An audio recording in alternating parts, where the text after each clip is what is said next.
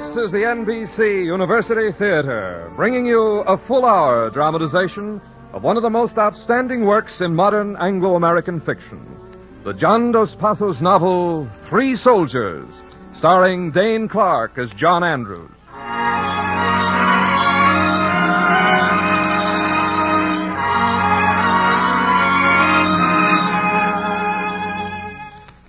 For most young American writers, the period following the First World War was one of supreme disillusionment. Many had served in the war, enlisting in the hope that they were helping to build a better world. And when that world did not materialize, they suffered the inevitable reaction, rebelling instinctively against the horrors of war and all the things that went with it. In Three Soldiers, John Dos Passos tells the story of such a man, of a highly sensitive young musician whose nature brought him into inevitable conflict with the regimentation of Army life. Like all armies before it, the American Expeditionary Force of 1917 and 18 was less concerned with the personalities of its soldiers than with the necessity of winning highly impersonal battles. The Army then was like an immature young giant, so young, so hastily organized, so lacking in tradition that, like a child, it could still be guilty of occasional excesses of unnecessary personal cruelty. The processes leading to the democratization of our armies have moved far since then, and a John Andrews today would likely receive far more sympathetic and intelligent treatment. But this is the story of how it was then, not now, for one highly sensitive young artist. And it is as a novel of protest against war, against unnecessary regimentation, against the denial of personal freedom, that Three Soldiers has earned its place in modern American literature. Now, John Dos Passos, Three Soldiers, starring Dane Clark as John Andrews.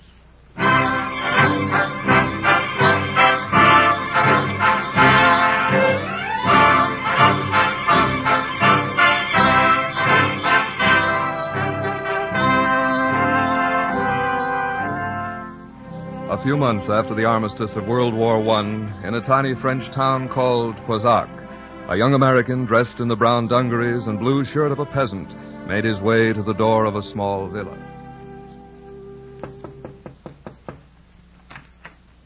Wait, what do you... Jean! Oh, Jean, it's you!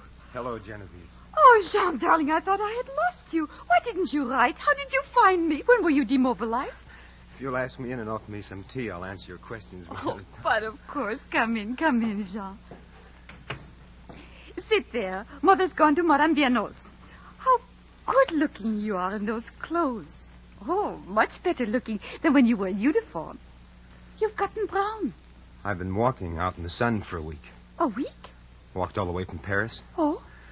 As a matter of fact, I'm flat broke and I'm pretty dirty. Oh, I like you as you are. I was afraid you might not.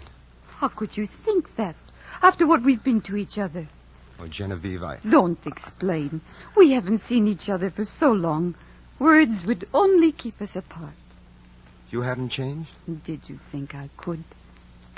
You might kiss me. Oh, Genevieve. Genevieve, I've dreamed about this all this week. Walking all day under the sun. With the road like a white ribbon over the hills and along the rivers. The yellow irises and the blackbirds and the dust. And the little white cloud around my feet. And all the time I'm thinking I'm walking towards her. I'm walking towards her. Shh, don't speak. Oh, let me look at you, Jean.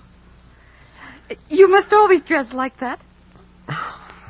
Tell me about it. When you were demobilized and everything. I've been free a little over a week. And you walked all the way from Paris to see me? I'd have flown if I had the price of wings. What are your plans? You're going to stay in France, aren't you? Yeah, I want to finish some music I'm writing, and perhaps I might get a job as a farm laborer. I'd like that. Oh, but it would spoil your hands for the piano. I don't care about that anymore. I want to compose now. I've got to. All those months of misery, I'm going to set them to music. If I could do that just once... Maybe I could shove it out of my memory and be free to live like a human being again. Let's talk about something else, then. Mama will be home soon. Genevieve. What's the matter? I don't want to see your mother. I can't talk to anyone else just yet. But, Jean, Mother will be so happy. Can't you understand? I can't see you with other people just yet. Just as you like, Jean. Oh, I'm sorry. Look, can I see you tomorrow morning? Then maybe I'll feel more like meeting people. You see, I want to talk to you for a long while. You see, if I could only get it out of my mind. Those tramping feet, those voices shouting orders, if I could... Strange you are, Jean. What is it? Tell me. I've deserted. Deserted? Couldn't stand it anymore. I wasn't demobilized. I escaped from a labor battalion. And if you're caught? They might shoot me. I don't know. Well, what are you thinking? I don't know. Desertion. It's unpatriotic, isn't it? All you had done was come down to see me without a pass. They couldn't have kept you there much longer. I couldn't have stood it another minute. But desertion? Oh, it can't have been as bad as all that. You must have been too sensitive, Jean. Too sensitive? Then how do you explain Fuseli and Crisfield?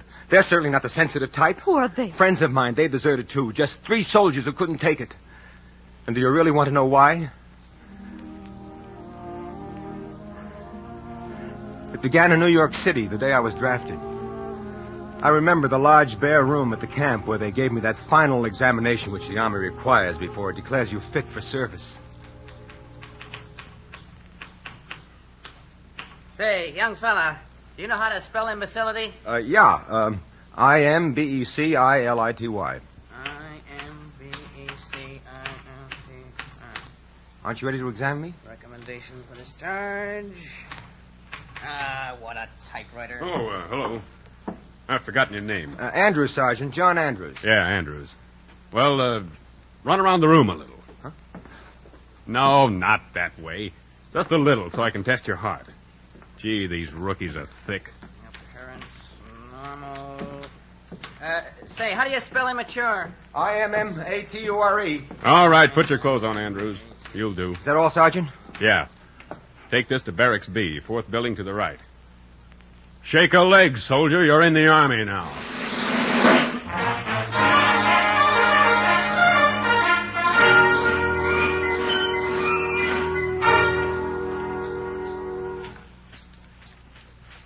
All right, you guys, get those lids served up. Come on, you fellas are slow as molasses. If we don't pass inspection, I get the works, not you. Come on, quick now. Hey, you pick up the cigarette butt. I didn't get in this here army to be ordered around by no Italian. Doesn't matter much who you order around by. You just order around, that's all. Yeah. Say, where you from, buddy? New York? Yeah. Indiana's my state. Hey, get to work. There's the ID coming around the building again. Don't pick him up. That way, sweep him out. Hey, come over here. My name's Crisfield. What's yours? John Andrews? All right. Now, what are you guys standing around here for? Come on, dump them garbage cans. Lively. Comes the officers. Time for inspection already. We won't never pass. He's hot. Corporal, who is this man? A new recruit, sir. His name is Andrews, sir. How long have you been in the Army? 1 week, sir? Don't you know you have to be cleaned and shaved and ready for inspection every Saturday morning at 9? Well, I was cleaning the barracks, sir. To teach you not to answer back when an officer addresses you, I'm going to... no, never mind. But if this ever occurs again, you may be sure that disciplinary action will be taken. Attention back there! Corporal, that man move. Get his name and serial number.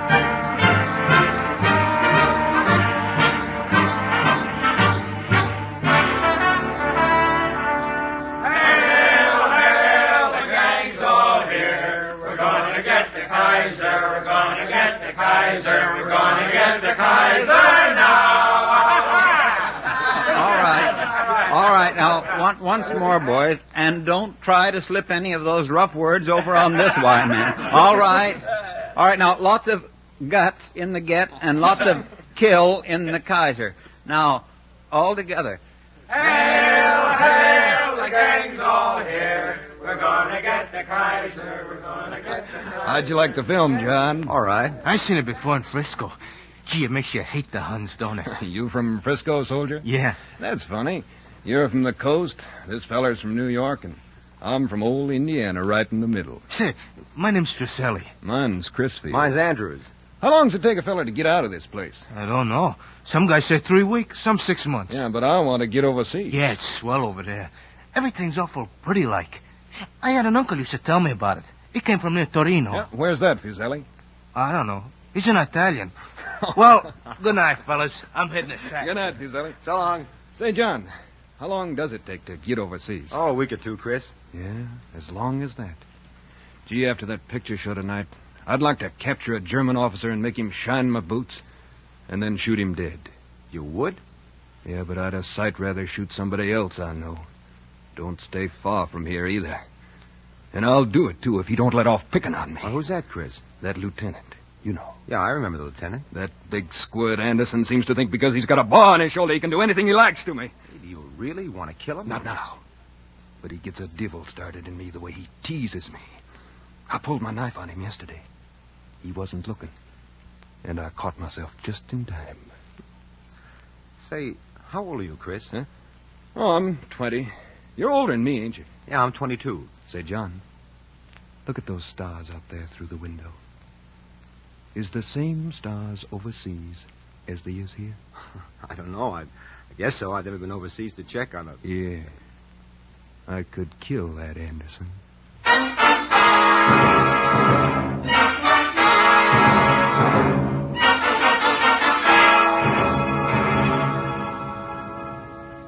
Young. Oh. Zimmerman. Yeah. All present, called for, sir. Eddie. Well, I guess I can tell you now, fellas. We're going overseas. Oh, Shut up! Shut up! You don't want the Huns to hear us, do you? What happens now, John? Entrainment. What? Troop train, my friend. Troop train to the sea. Hey,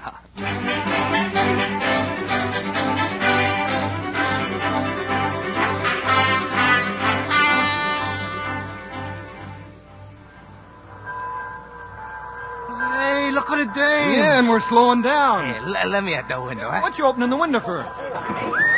Some skirts, eh, Fuseli? Hey, give us a kiss, girls. Yeah, sure. Anything for our boy. Hey, let's just stand on tiptoe. Hey, John, Chris, hold on to my belt. I'll kiss her right. All right. Here you go. We got you. Hey, you let me go. Let me go. Just one more. Oh, you're too rough, John. You're hard. Go and tell Mama. Ain't no harm in having a little fun. Don't mean nothing. Yeah, just wait till we hit France. We'll hit it up with the mademoiselles, won't we, kid? Yeah. Oh, beautiful Katie. Katie. You're the only girl that I adore.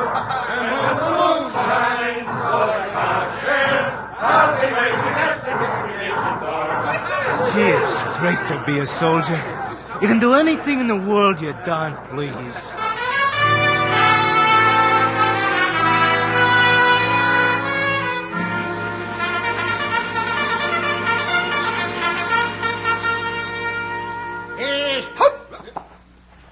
Lieutenant's got something to say to you, men. We've been in this replacement center for 3 days now, and evidently you men are beginning to think it's a picnic ground. Just because you made it to France without being torpedoed doesn't mean the war's over for you. Starting tomorrow, we'll take a 15-mile forced march every day. There'll be no passes. You can get your entertainment at the YMCA hut. Hey, you, soldier! Sir? Wipe that stupid smirk off your face.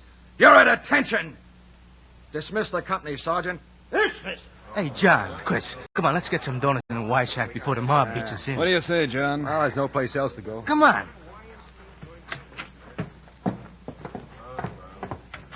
All right, you new men, line up there like good soldiers. Now, don't forget your manners just because you're overseas. Here, step in here with me, boys. You been over long, soldiers? Not very. You been to the front? Yeah. Brought me back to the hospital. Doctor says I'm all right now, but I know I'm not. A lying fool. Why, did you have a bad time, soldier? I won't go back again. I can't sleep thinking of the shape of the Fritzies' helmets. Jesus, boys. Have you ever thought there was something about the shape of those helmets? Ain't they just ordinary shapes? I seen them in the movies. All right, boys, get your chocolate. How much? $1 franc. It's one of those things that looks like a quarter. That's an awful lot for a cup of chocolate. Well, you're at war, young man. Just remember that. You're lucky to get it at... As for you there, no more chocolate. And why ain't there no more chocolate, I'd like to know? I've told you there's no more. You've had 2 cups already. Now get out of line. Go away. You ain't got no right to tell me to go away. You got to give me some chocolate. You ain't never been at the front, you slacker. Now, here, none of that. I'll report you. Is there a non-commissioned officer in this hut? No, go ahead. You can't do nothing to me. I can't ever have nothing more done worse to me than's been done to me already. Is there a non-commissioned officer in this hut? Quiet, sir, quiet, please. We'll get him away. Can't you see he's not responsible? Come on, kid. Get yourself together. Will you take it? Do many come back this way, I wonder? There's a convalescent camp near here. It's full of them. You'll be on your way soon enough, buddy. You boys don't last long at the front. I'll last out, though. I'll last out. Just you wait and see. No bullet's got my name on it. I got a feeling.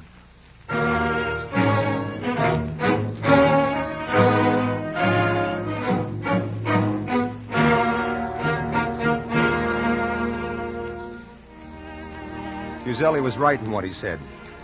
He played his cards shrewdly. He butted up to his superiors, made friends with the sergeant who got him his stripe as private first class. He might have made a good fighting soldier if he'd gone to the front. But the crazed veteran of the front at the YMCA canteen and the stories of grenade and artillery fire weakened his nerve. And then there was an incident in the barracks. Attention! What's this man doing in bed during inspection? He's sick, sir. What's the matter with him? Well, I don't know, sir. Get him up. But, sir, he's... Get him on his feet. I can't do that, Lieutenant. What's your name, soldier? Andrews, Private John Andrews. Sir. Sir. All right, Private Andrews. I'm giving you an order. Get this man out of bed and on his feet. Well? I can't do it. Are you disobeying an order, soldier? You call that an order? It's murder. This boy's been sick. He's been half out of his mind for days. It's inhuman. You talk like one of those college boys. Yes, sir. What school? Harvard. Well, listen to me, Harvard. In case you don't know it, there's a war on. And you take orders like everybody else, see? Yes, sir. Now, get over to the sergeant major and tell him you've been assigned to mess duty for a week for insubordination. Wait a minute. Salute. Yes, sir. Get going. Now, you. Yes, sir? Get this faker out of bed. Yes, sir. Come on, Roberts, get up. The lieutenant wants you to get up. I can't seem to lift him, sir. Soldier, can you hear me? Yeah. Get up. I can't. I'm sick. On your feet when an officer addresses you. Oh, honest, Lieutenant, If you're really sick, report on sick call at once. can't get up. I'll give you 3 to get out of that bed. 1, 2, 3. All right, you're under arrest. Fuseli, you, yank him out of bed. Yes, sir. He's fainted. He's playing. Get an orderly from the infirmary. Lieutenant, I don't think an orderly is going to do this man any good. What's the matter? He's dead.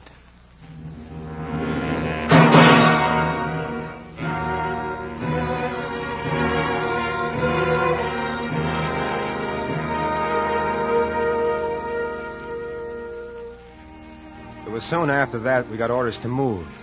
Crisfield Nye, that is. Fuseli stayed behind. He pulled some wires and got himself transferred to a medical unit.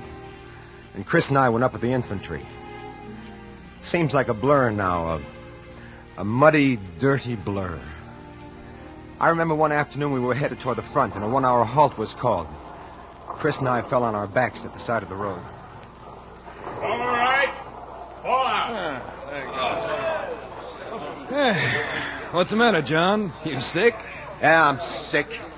I'm sick of the whole mess. There's no sense getting in the dolefuls. Here, have a cigarette. Oh, thanks. My feet hurt. Wonder what Fuseli's doing now. I wonder. He sure lost his nerve after that fella died in the barracks. Let's take our shirts off. It's nice and warm. That's a good idea. Yes. Oh,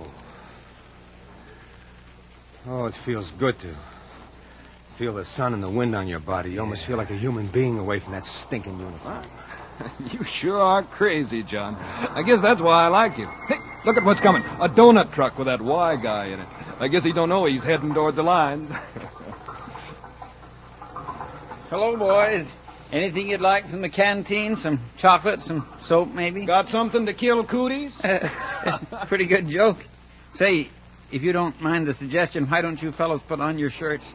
There's some nurses coming up in the colonel's car. I'd like them to see us. Maybe there won't be another chance. What do you mean? Ever see what shrapnel does to a man's body? Maybe we better put them on, John. There's no sense getting in trouble. I can hardly bring myself to put the thing on again. I feel so clean and free without it. It's like taking up slavery again.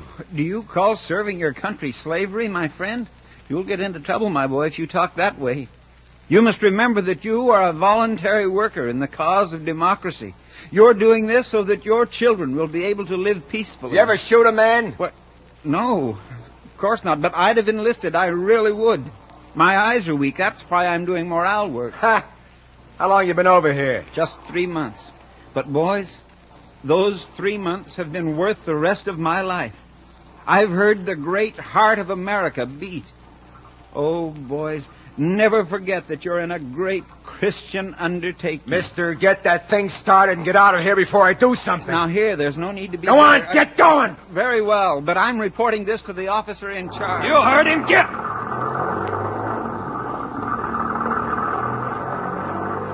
Hey, John, what's wrong with you? I don't know, Chris, I don't know.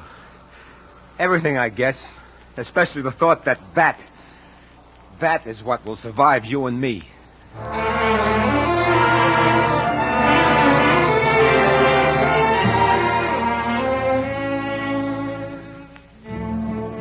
All that day and the next, the heavy stuff kept moving up to the front, and we got closer and closer to the shooting war. By nightfall of the second day, we were led into a muddy trench where we were relieved a battered shell-shocked platoon and sat around and waited for orders. And they weren't long in coming.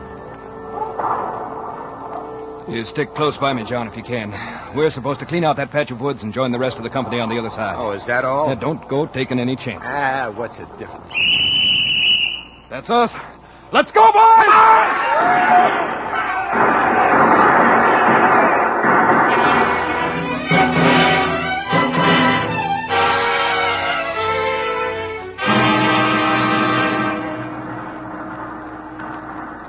John, where are you?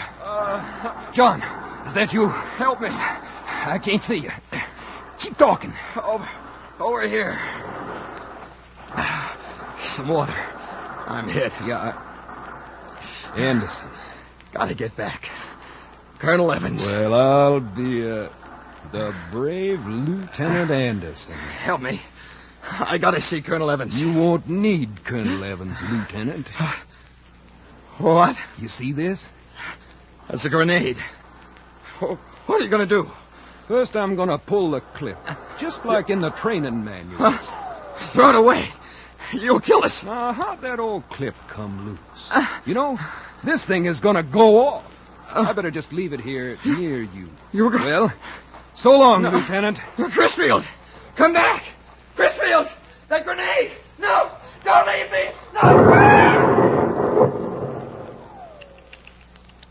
Now, can you beat that? Wasn't close enough. Well, the Army's got lots of these. Maybe this'll oblige you, Lieutenant.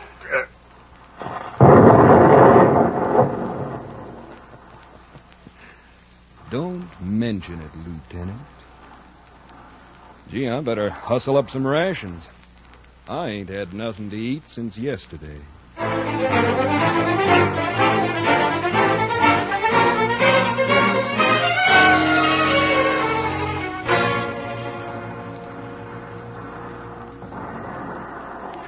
Chris? Who's that? It's me, John. Where's the rest of our outfit? Most of them got through the wood. They ought to be on our right. Come on, we better work our way over toward them. Not me. John. What's wrong, Chris? I ain't going back, that's all. John, you remember that Lieutenant? Anderson? Uh-huh. Well, what about him? Me and him just met up over in the woods. You did? I killed him, John. I finally done it, just like I said I would. Holy mac... Anybody see you? I don't know. But if they was to find out, I can't go back, Don't John. be a fool, Chris. Come on, nobody'll ever know. You won't ever tell, will you, John? Oh, you know me better than that. Come on, let's get back. John! Hey, get down! Look out, John!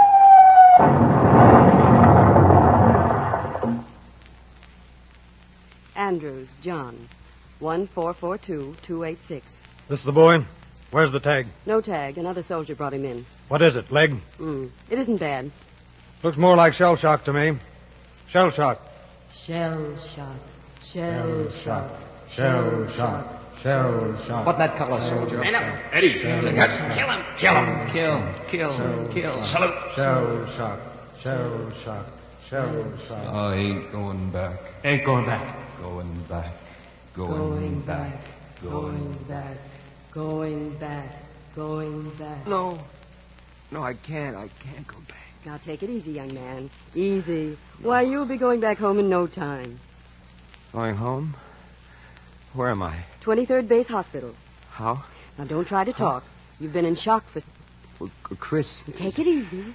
You said I'd be going home? Yes, we'll be going home. Home?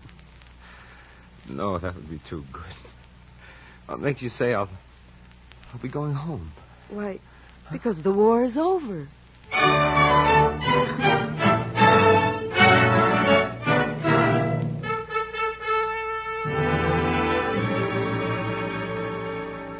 Hey, soldier, get out of that wheelchair. Chris! Chris! Oh, you didn't desert, I huh? couldn't. Somebody had to bring you in after that shell went off. You was like a crazy man, John. How you feeling now? Oh, pretty good. I got to Paris on a leave, so I looked you up. They say some of us are going to get to go home, John. Some of us? The lucky ones. Most of us has got to stay for the occupation. Occupation? Oh, the war's over, isn't it? Well, some fellers say this is just the beginning. Oh, no. No, they're wrong. We're going to be civilians again, Chris, civilians. And I'm going back to New York to write music. Maybe so, John. I'm just telling you what they say. Oh, no. No, not this, soldier. I'm through. I've had all I can take, Chris. They can't keep me here. What is this man doing here? Visiting hours are over. This is my old buddy, Major. I ain't... Yes. I said attention, soldier. Report to the orderly room and leave your name, rank, and serial number. You fellas will have to remember the war may be over, but you're still in the army. And don't you forget it.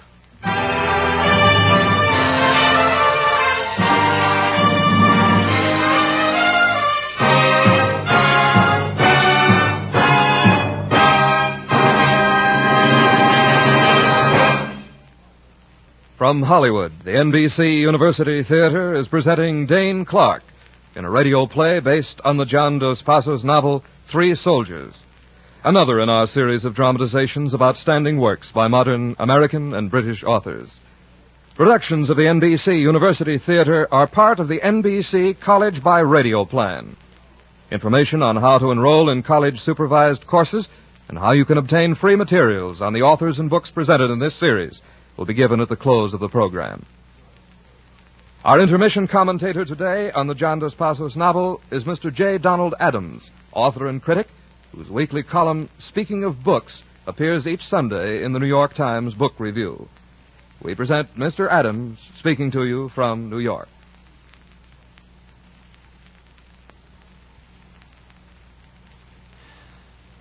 The book you are hearing dramatized today is one of the landmarks in American literary history. It is notable for several reasons. First of all, it established in his career one of our leading novelists of the years between the wars. And second, it may be said to have set the pattern of American fiction dealing with World War I, and to an almost equal degree of that which we have so far had dealing with World War II. To appreciate the strength and extent of that influence, we have only to turn from a reading of Norman Mailer's The Naked and the Dead, or of Irwin Shaw's The Young Lions, to a rereading of this story by John Dos Passos. Three Soldiers was the work of an indignant and disillusioned, idealistic young man, incensed at the folly and stupidity of war, angry at its human waste, at its betrayal of the fine words in the name of which it was fought. It took note of the fact, too, that not every soldier is a hero. It was, in other words, at the furthest possible extreme from the romantic treatment of war in fiction. The book has been criticized, and justly, on the grounds that the three soldiers of whom Dos Passos wrote were not typical specimens of the AEF, that they were handpicked to strengthen his attack. Neither, I should like to point out, are the soldiers of the naked and the dead typical of the American backgrounds out of which they came. Now, even though the mood out of which Three Soldiers was written is understandable to the generation which is writing the war fiction of today, no one who did not live through the preceding atmosphere of exultation, of high confidence in the brave new world that was to follow the First World War, can fully grasp the intense reaction felt by the young men of Dos Passos' generation when they saw their beliefs and hopes crumble. Their successors, the young men who are now writing about World War II, had grown up in an atmosphere of disillusionment, in part created by such books as Three Soldiers. And partly for that reason, I think, we may expect from them work of a better balance, of a more widely embracing realism, such as we have already had in books like John Hersey's Into the Valley and The Bell for Adorno, or Irwin Shaw's The Young Lions. Let me end by saying that Dos Passos, who is a pioneer in Three Soldiers, has shown himself also to be a writer capable of growth, capable of revision in his point of view. He would, I am sure, be willing to admit that his chief work to date, the trilogy called USA, stacked the cards in its picture of America during the 30s as much as Three Soldiers stacked them in its picture of American men at war. The capacity for change has been evident in his recent work. The moving finger writes, and having writ, moves on. Thank you, Mr. Adams. Our dramatization of Three Soldiers, starring Dane Clark, continues from Hollywood after a brief pause for station identification.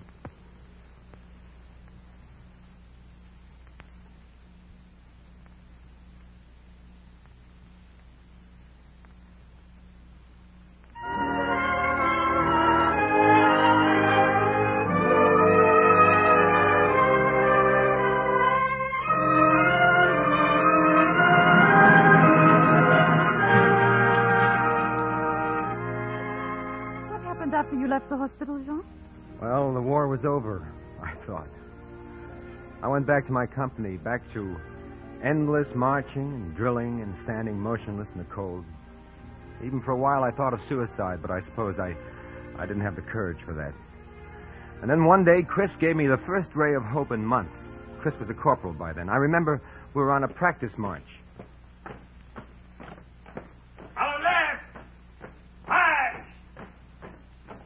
Hey, John. All right. What's it, Chris? How'd you like to get out of this? Are you trying to be funny, Chris? I'm serious. Tell me how and you'll save my life. I was up in the orderly room this morning when a preliminary bulletin come in. About what? They're setting up a new scheme so soldiers can study in Paris. Well, study what? Anything. If you're a college man, you can apply. Only thing, you better do it fast, because just so many from each can go. Oh, Chris, you think that... I don't know, John. Oh, they gotta let me go, Chris. They've got to. I can't take much more of this. I know. I've been watching you, John. When we get back off of this march, you better put in an application. Don't say I told you, though.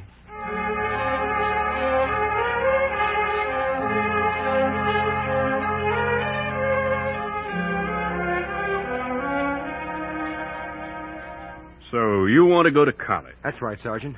Well, it just so happens there was a circular. And it also just so happens Colonel Robertson gave orders he couldn't spare any of the men from this company. But that's against regulations. Now, why don't you tell that to Colonel Robertson? Well, I will. Where is he? Hey, just a minute, soldier. Nobody gets to talk to the colonel without permission. No, well, just watch this guy. Hey, come back here. What is the meaning of this? Explain your behavior, soldier. I had to speak to you, sir. What about? It's about the school scheme. You'd better go and get permission to speak to me. Look, but there isn't time, sir. The list has to be in by tomorrow. That will be all. Sir, listen to me for just 1 minute. Will you? Please, sir, please. You don't know how important this is. I'm a musician by trade. If I can't get into practice again before I'm demobilized, I won't be able to get a job. You see, I have a mother and an old aunt dependent on me. My family has seen better days, sir. Believe me. It's only by being high up in my profession that I can earn enough to give them what they're accustomed to. And a man in your position, Colonel, you must know what even a few months in Paris would mean to a pianist. Well, yes, as a matter of fact, Oh, I knew you'd see it, sir. Let me see your application. Here was, sir. Well, Harvard, eh? At ease, Andrews. Well, now, that is a coincidence. I happen to be Harvard myself. Oh, really, sir? I'm sorry I didn't know about you before, Andrews. You been in the outfit long? Since we came over. You aren't Kappa Mu, are you? No, sir. Too bad. Well, I see no reason why this application shouldn't be approved. There you are, Andrews. Oh, thank you, Colonel. I knew you'd understand. Yes, well, now you get that right to the Sergeant Major. And good luck, Andrews. Thank you, sir.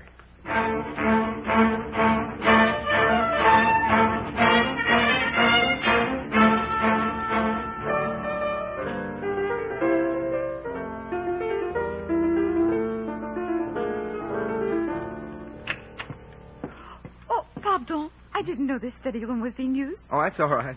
You're Jean Andrews, aren't you? That's right. I'm in your advanced theory class. Oh, yes, you're Miss, Rod, Genevieve Rod. Ah. You play beautifully. Oh, thank you. Do you play? Oh, no. I'm just studying to take up the time. Will you play something for me? All right.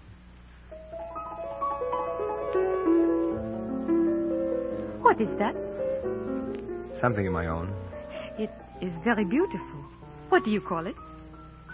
I call it to a girl with chestnut hair standing against the window and looking very beautiful and very desirable. That's a funny title. Who is she? You? Oh, perhaps I ought to. Oh, no. Please don't. I must. Mama is expecting me. Well, let me take you home. Oh, no. Look, it's raining outside. I have an umbrella. Well... I'm really quite harmless. All right. I won't be a minute. Now, don't run away.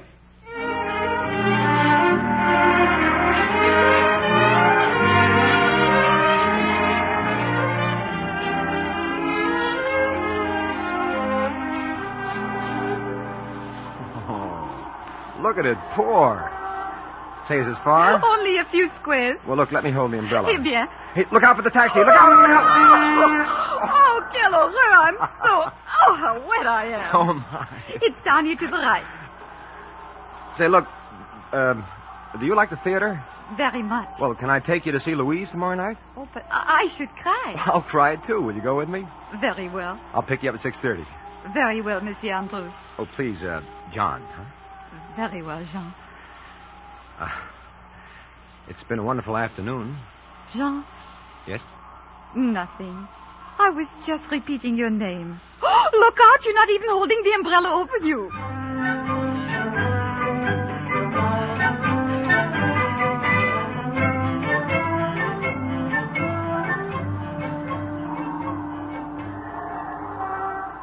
Hey, Andrews.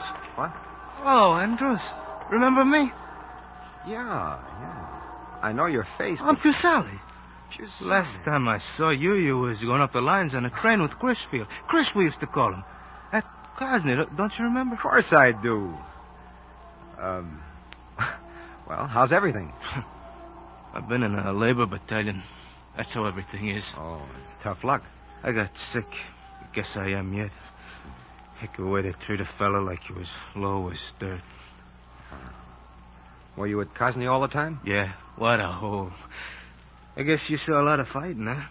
Well, you should be glad you weren't with us medics. Well, I don't know that I'm glad I saw fighting, Fuseli. I don't know. I suppose maybe I am. I had a bad time even before they caught up with me. Court-martial was rough. Why can't they let a fellow go home? Well, you'll be going home soon, won't you? Well, of course they can't discharge you until you're well. Might not ever be well. Well, don't you find KP pretty dull? Oh, no worse than anything else. Hey, why are you in Paris, John? School detachment.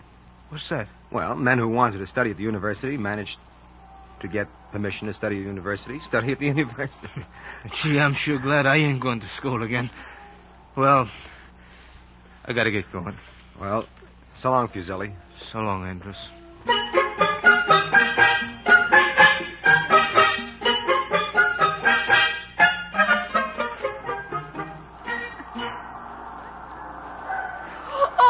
Delightful. I warned you I'd cry. Well, you look very beautiful crying like Camille. Without the camellia. Well, we'll fix that right away. Oh? Madame? Des fleurs, monsieur? Camille, do. Ah, mais oui, 50 centimes, monsieur. Ah, merci. Ah, mademoiselle. There you are. Camellias and all. Thank you, Jean. You're very sweet. Well, when will I see you again? When do you wish? Now? Tomorrow? Always? Not for a few weeks, Jean. Why not? Mama and I are going to the country for 3 weeks. We leave tomorrow. Oh? I know. Why don't you come down and visit us on Sunday? Well, I don't think I can get a pass. Oh, come without a pass. You don't know much about the Army, do you? Only that the war is over, and I see no reason why they should not give you a pass. Oh, I'd love to come, Genevieve. Look, maybe I can swing it. Where is this place? What's that? Well, where is that? Near Tours. We have a country house there. Do you like the country? Very much. More than Paris? Well, it's different. I like Paris just as I like New York, but there's a difference there, too. How?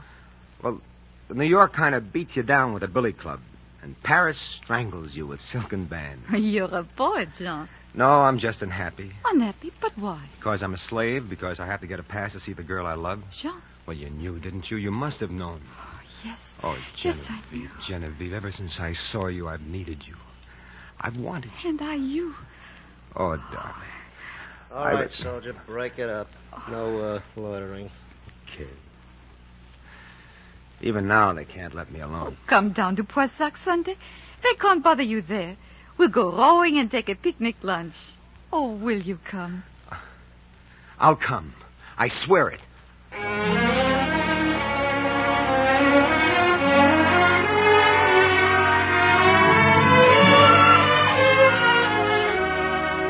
Sorry, Andrews. You're on KP at the company mess on Sunday. But Sergeant, just this once, please. You Sergeant. heard me. Look, I'll do double KP next week. I've got to get away this Sunday. See your chaplain, buddy. I'm only the first sergeant.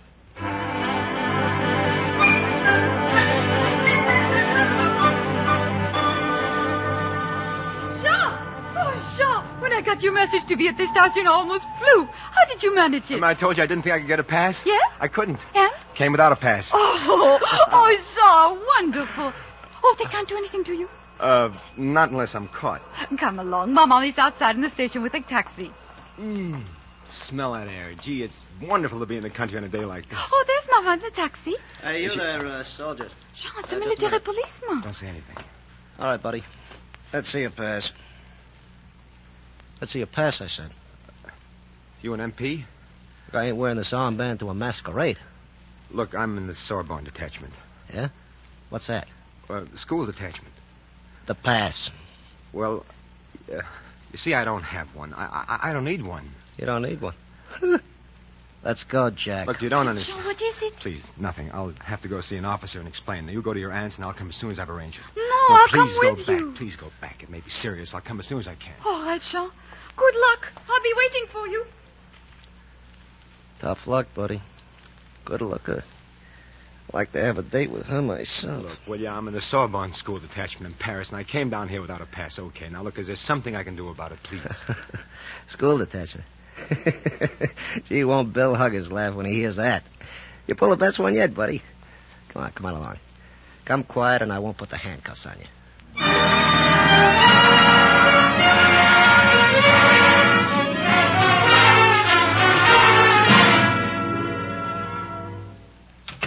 Well, I got one bird, Bill. Says he's in some school detachment. First time that's been pulled, ain't it? School detachment? You got any papers on you? You must have some sort of paper. Well, I should have a school pass. Yeah, you sure ought to. Gee, this guy's simple. Look for his dog tag, Hanson. All right. Well, you heard him. Open your blouse. I haven't got any on. I forgot to put it on this morning. No tag? No insignia? Yeah, infantry. No papers. I bet you've been AWOL one heck of a long time. Better put the handcuffs on him. Well, let's wait a while. And when's the loot coming? Not for a while. Hey, what do you say we have a little cognac, Sarge? Yeah. Bet this guy's got money. You'll set us up to a glass, won't you, school department? Yeah, order up what you want. Here's some francs. Oh, thanks. That ought to do it. 2 bottles. Might as well join us, son.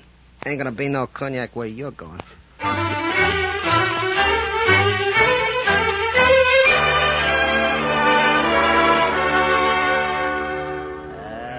Smiles that make you happy. There are smiles that make you blue. What's going on here? Sir, I'm in the Sorbonne detachment lieutenant station in Paris. Don't you know enough to salute? One of you men teach this man how to salute. Yes, sir, Lieutenant. Get up.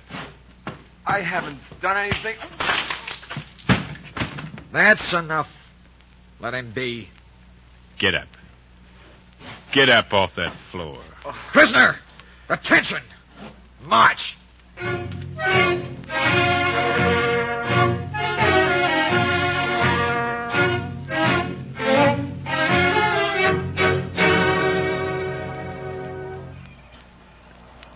You know, it's funny, Hagenbeck. This isn't as bad as I thought it'd be.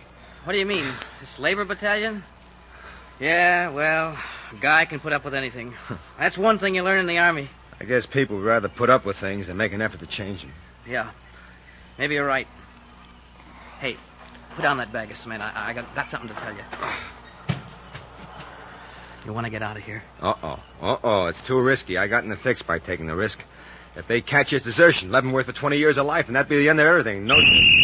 Quitting time already? John. Yeah? See that barge across the river? I got it all fixed. It's now or never. We can drop into the water. You can swim under the water, can't you? Yeah, but Are you with me? Over there's freedom, John.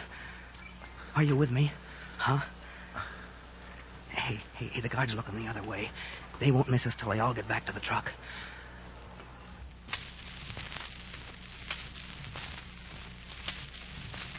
Coming.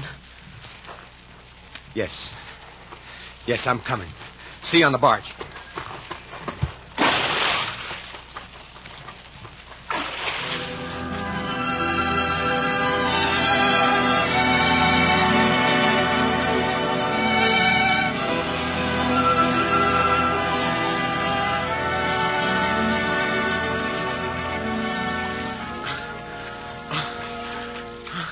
Yankee, this way. Swim around here. Help me, will you? Catch my hand. Here.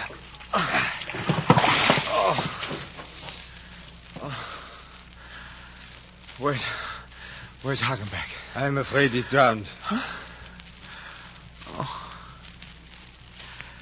Where do we go from here? Go inside. Change into these clothes. He had it all set up, huh? Oui. I help many of the Americans to desert. For a price, of course. Bien. Change now, then we go to the place of a friend where we will arrange a passport. Oh, you have money? Some. Bien. Henri is not one to haggle over the price. Go now.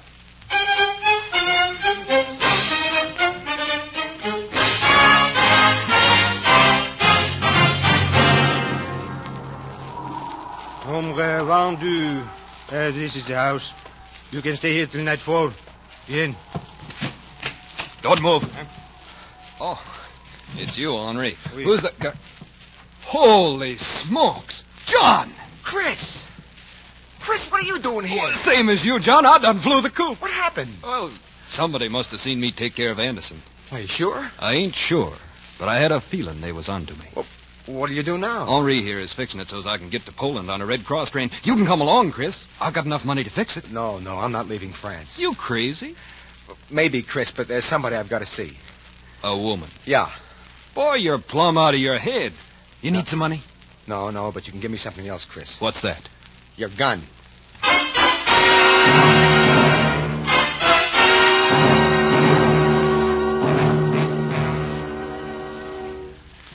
That was 2 weeks ago. And so you see me now, a deserter, an escaped prisoner. But if you are taken without your uniform, you can be shot. I don't intend to be taken. It's all too terrible. I was happy to see you. I thought you'd been demobilized. Look, I won't stay if you'd rather I left. Oh, no. What are you saying? You see why I can't meet your mother? Not yet. She knows I was arrested. She might ask questions. We'll find you a place to live. A place with a piano so you can work. That would almost be too much. Madame Boncourt. I'll tell her you're a friend, a demobilized American. Come, let's go to Madame Boncourt. Tonight we can have supper together with red wine and candles, and you can play for me. Oh, it's so long since I've heard you play, darling.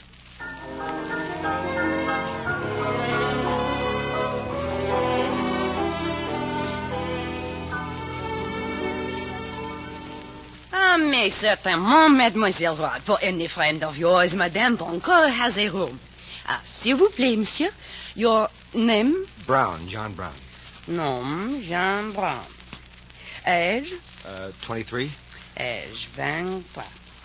From? Chicago, United States. États-Unis. Occupation? Huh? You must forgive these questions. Sometimes the police require a report. Oh, I see. Musician.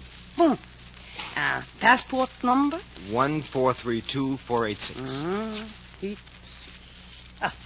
Bon. You will have the room on the second floor with the piano. 20 francs a week. In advance.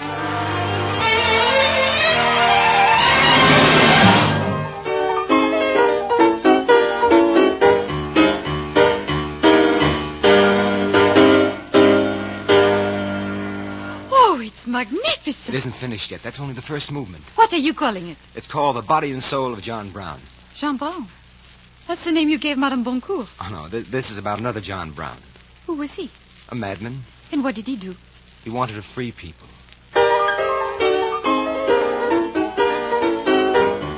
Jean, will you come to tea tomorrow? Some of my family will be there. I want them to meet you. Well, I have to work, Genevieve. Could you come for just a little while? Well, I'd rather not expose myself, not just yet. I see. Jean, what's going to happen to us? Well, nothing. In 6 months, the Americans will be gone, and I'll be able to live again. And then we can be married. And then?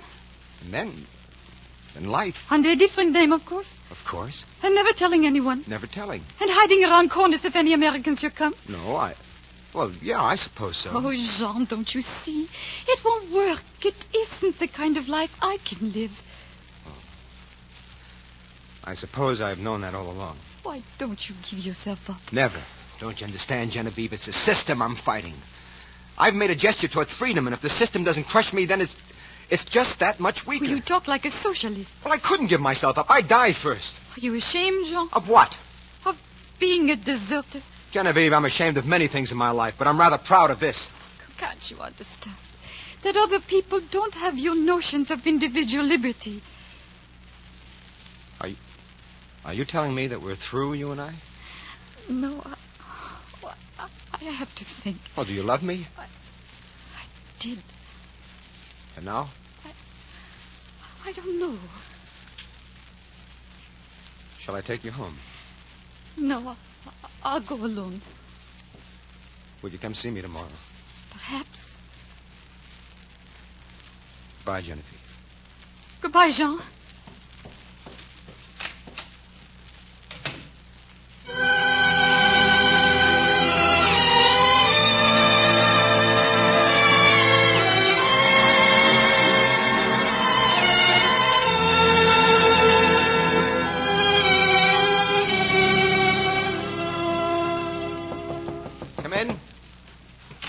Monsieur Brown? Madame Boncourt. I have here a letter for you from Mademoiselle Rod. Oh, thank you. Ah, some bad news? No, I expected it. Huh. Monsieur works very late tonight. Yes, I'm finishing a composition. You will be lonely now that the Rods have left. They left? Oui, does not Mademoiselle mention it in her letter? They have gone to the seashore. Yes. She mentioned it. Monsieur, you have much to do on this composition? No, it's about half done. And when you finish, do you get paid a great deal of money? Someday, perhaps. That is very good. You have not paid the last week's rent, you know. Yes, I know. I'm expecting some money by mail, perhaps tomorrow. Good night, monsieur. You will forgive me, I know. It is just that once I had here 2 Americans. They were deserters. They went away without paying, and the gendarmes after them. I hope they were caught and sent to the front, those good-for-nothings. Well, there are all sorts of Americans. But of course, monsieur. Of course.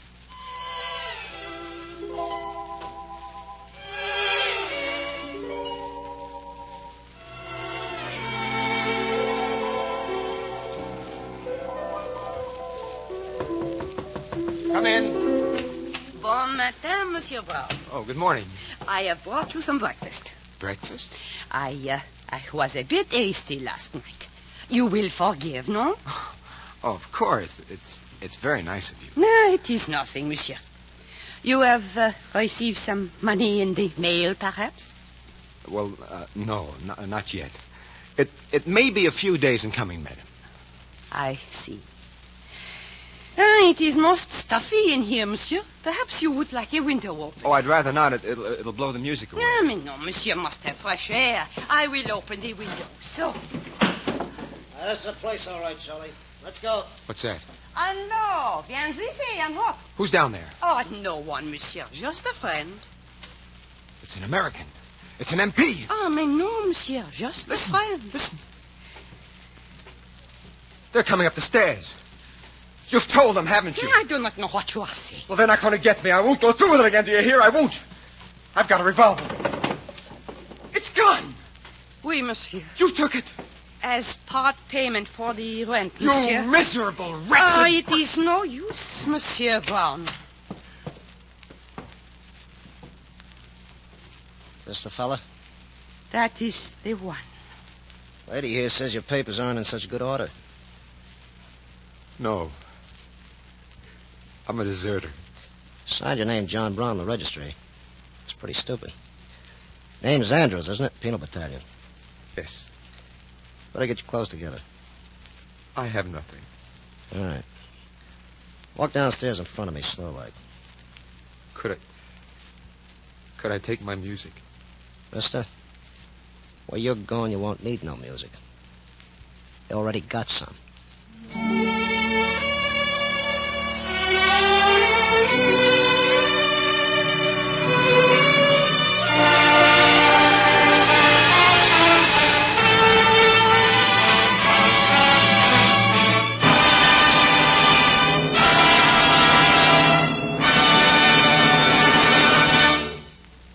The curtain falls on our dramatization of the John Dos Passos novel, Three Soldiers, another in our current series of radio plays based on outstanding works of modern Anglo-American fiction.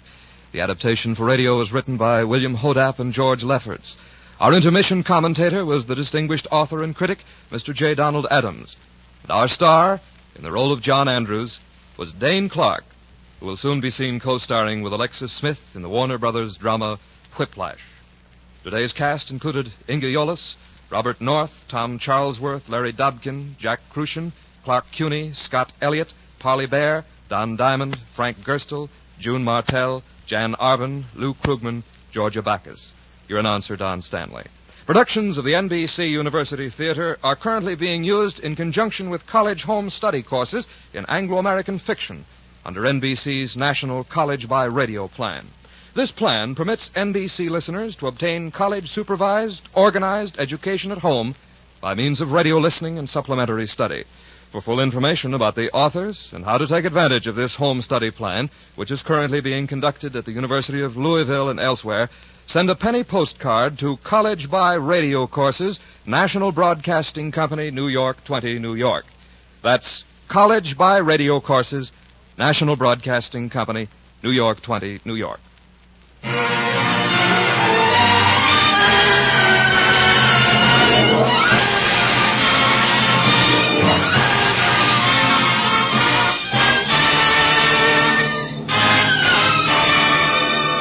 Original music for Three Soldiers was composed by Albert Harris and conducted by Henry Russell. The production was directed by Andrew C. Love. Next week at this time, the NBC University Theater turns to the work of a modern British author, Aldous Huxley, as we present a radio play based on his novel, After Many a Summer Dies the Swan.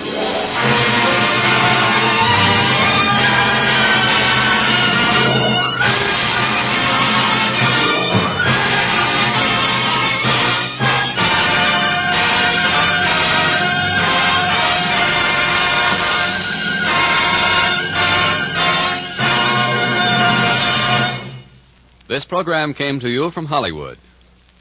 2½ hours of great comedy are yours tonight. Just listen. Ozzie and Harriet, Phil Harris and Alice Faye, Edgar Bergen and Charlie McCarthy, and Fred Allen with Henry Morgan as guest. 2½ hours of radio's finest shows in rapid and very funny succession. Remember, for the best time of your life, the best time is tonight on most of these NBC stations.